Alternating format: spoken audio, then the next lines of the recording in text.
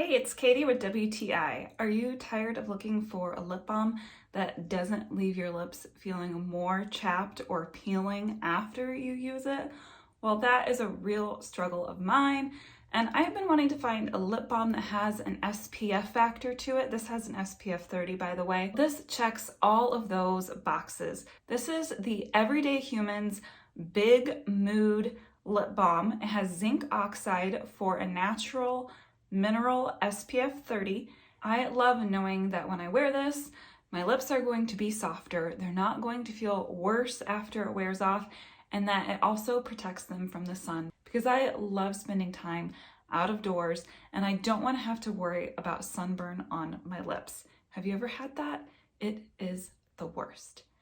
So now I can feel protected and have soft, supple lips with this lip balm by Everyday Humans. I think you should check it out. And that's my point of view.